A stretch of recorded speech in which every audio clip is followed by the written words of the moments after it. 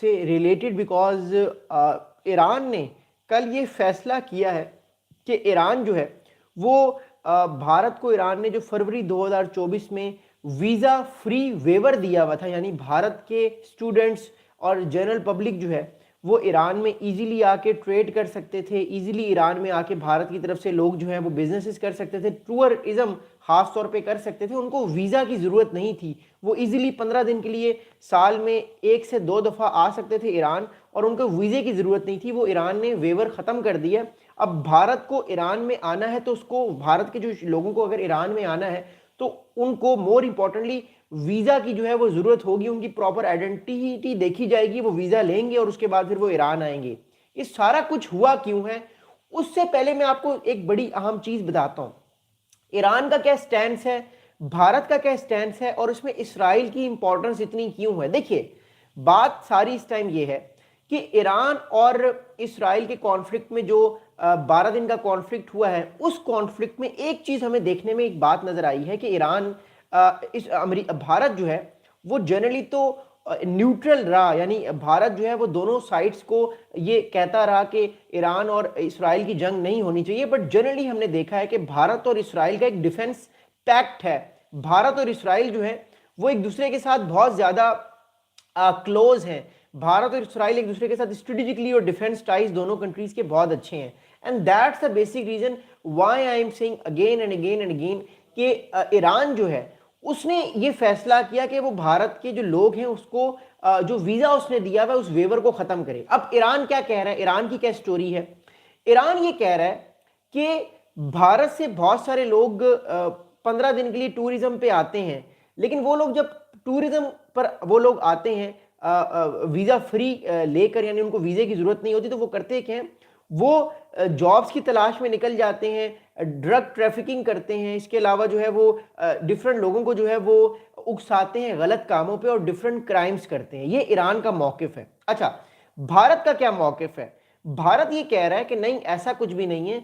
भारत के लोगों को डिफरेंट कंपनीज कहती हैं कि आपको हम वर्किंग वीजा पे बुला रहे हैं, आप आए यहाँ पे जॉब्स वगैरह देखें, यहाँ के माहौल को देखें, और ऑब्वियसली हर बंदा जिसने अपनी जिंदगी को बेहतर करना है वो कहीं ना कहीं फॉरेन कंट्री में जाता है, तो लोग ईरान जाते हैं और फिर वहां पे उन लोगों को किडनैप किया जाता है। उन लोगों को ये कहा जाता है कि आप कॉल सेंटर में बैठ के कॉलें करें और आपने भागने की कोशिश की तो हम आपकी ऐसी की तैसी कर देंगे। तो भारत का मौकिफ ये है कि भारत की जो गवर्नमेंट है उसका इस सारे मामले में कोई एंगल नहीं है। ये जो लोग जाते हैं इनको फ्रॉड इन लोगों के साथ किया जाता है ईरान में, पहले तो बुलाया जाता है जॉब के नाम पर, फिर इनको ड्रग ट्रैफिकिंग इन लोगों की करवाई जाती है, या ये लोग जो है ये उधर से फिर यूरोप जाके गलत काम करते हैं। तो ये सारा एक मामला इस टाइम बना हुआ है। अच्छा, ईरान का मैंने मौकिफ बता दिया। ईरान जो है वो कह रहे हैं कि ये भारत की तरफ से लोग आते हैं, डिफरेंट जराइम करते हैं, और वो जराइम करने के बाद जो है वो फिर भाग जाते हैं वापस, जबकि इंडिया का मौकिफ कुछ और है।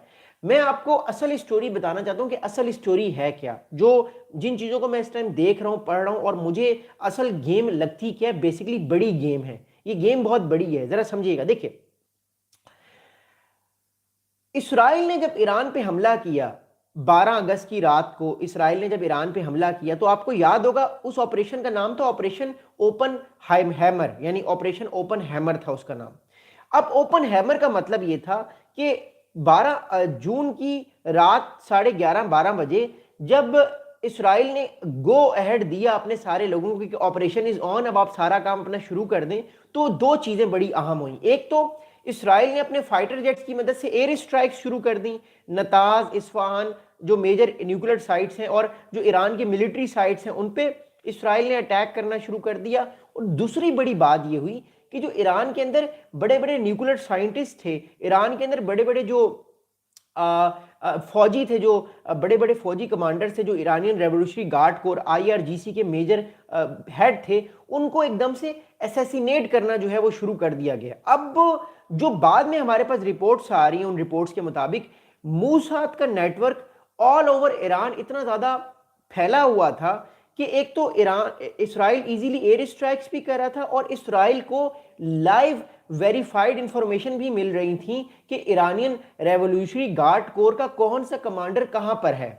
I think that was the reason why जब ये सारी 12 दिन की जंग खत्म हुई और हमारे पास खबर ये आई कि ईरान ने जो है वो मोर इंपॉर्टेंटली जो है वो एक तरह से अपनी जो अपना जो मिलिट्री पॉस्चर है उसको दोबारा से रिव्यू करने की तरफ वो गया है ईरान। हमारे पास जो है वो कुछ आइडेंटिफिकेशंस आ रही हैं और मुझे भी ऐसी एजम्पशंस हो रही हैं कि ईरान ने ये देखा कि कहीं भारत तो इस मामले में इसराइल के साथ नहीं है, क्या भारत की रॉ भी इस सारे ऑपरेशन में कहीं ना कहीं इसराइल के साथ नहीं थी। अब मसला ये है कि ईरान ओपनली भारत का नाम ले नहीं सकता। अब सुनिएगा बात, मसला क्या है। मसला यह है कि भारत ओपनली इसराइल का नाम ईरान ओपनली भारत का नाम ले नहीं सकता कि उसने कोऑपरेशन किया इसराइल के साथ जिससे ईरान को नुकसान हुआ है। पहली बात तो ये। दूसरी चीज ये कि अगर ईरान ओपनली भारत का नाम लेगा तो वो ऑलरेडी अकेला है इस टाइम रीजन में, पूरे मिडिल ईस्ट में आप देखें वो अकेला है एक तरह से। पाकिस्तान भी ईरान को डिप्लोमेटिक सपोर्ट ही देता है। दूसरा, भारत फिर ज्यादा सपोर्ट करेगा इसराइल को और कल को ईरान बिल्कुल ही फारिग हो जाएगा।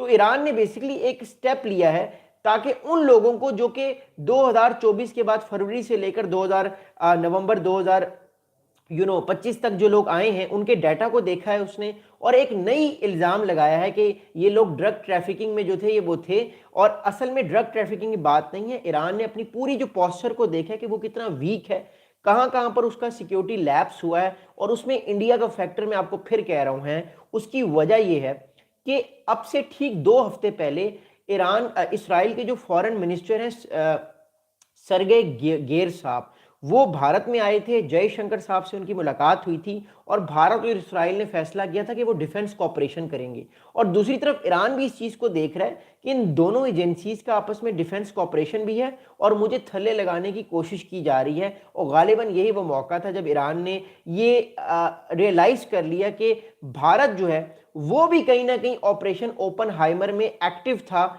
12:30 बजे या 1 बजे रात को 12 जून की, जब इसराइल ने स्ट्राइक्स करना शुरू की ईरान पे। अब जारी बात है ईरान डायरेक्टली तो ये कह नहीं सकता भारत को, अगर वो डायरेक्टली कहेगा तो दोनों कंट्रीज की आपस में कन्फ्रंट्रेशन हो जाएगी और ईरान नहीं चाहता कि और कंट्रीज के साथ जो है वो मोर इंपॉर्टेंटली कन्फ्रंट्रेशन वो करे। फिलहाल ईरान ने ये नहीं कहा कि रॉ जो थी वो वर्क कर रही थी मूसाद के साथ जिस रात 12 जून की रात को ऑपरेशन ओपन हाइमर स्टार्ट हुआ।